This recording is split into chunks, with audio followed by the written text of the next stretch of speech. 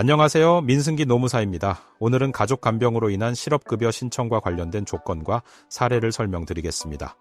부모님의 병간호 등으로 인해 일을 그만두는 경우 실업급여를 수급하려면 법에서 정한 요건을 충족해야 합니다. 특히 고용센터는 가족 간 부양이 분담 가능한지를 매우 면밀히 검토하므로 이직 사유를 명확히 증명하는 것이 중요합니다.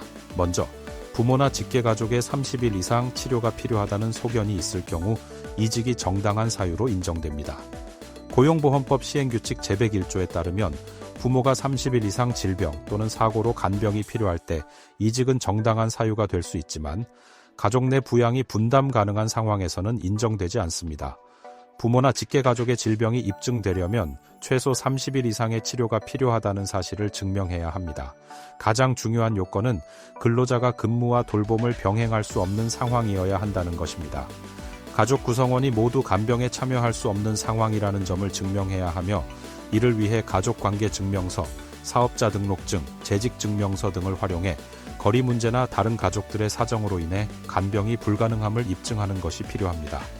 이직을 피하기 위해 노력했다는 점도 중요한 요건입니다. 휴직 등으로 해결하려고 노력했음에도 불구하고 회사가 이를 거부했다는 사실이 입증되어야 합니다.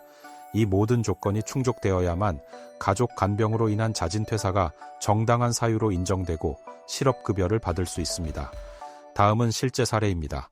한 수급자는 식도암 말기 진단을 받은 아버지를 돌보기 위해 퇴사와 거소 이전을 선택했습니다. 이 수급자는 처음에 연차 휴가를 활용해 돌봄을 시도했으나 장기 간병이 불가피해지자 근무와 병행이 어렵다고 판단했습니다.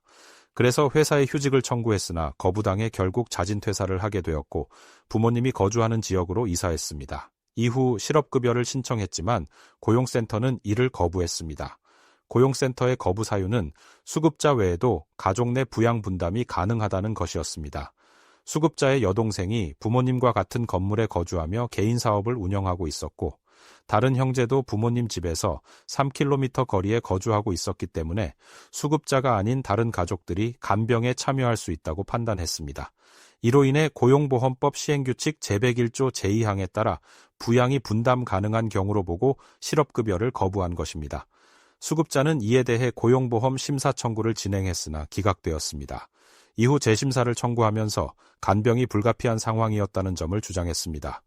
여동생은 개인 사업을 운영하느라 간병이 불가능했고 다른 형제들도 직장 생활로 인해 돌봄에 참여할 수 없음을 재직증명서와 사업자 등록증으로 입증했습니다.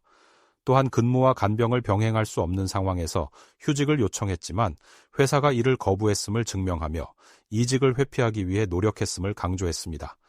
재심사 결과 고용보험심사위원회는 수급자의 주장을 받아들였습니다. 부모의 중대한 질병과 간병의 필요성이 인정되었고 어머니 또한 연로한 상태라 간병을 도울 수 없다는 점이 중요한 판단 근거가 되었습니다. 여동생과 다른 형제들의 상황 역시 고려되어 이들이 실질적으로 간병에 참여할 수 없다는 점이 인정되었습니다. 이 사례는 가족 간병으로 실업급여를 신청할 때 주의해야 할 점을 잘 보여줍니다.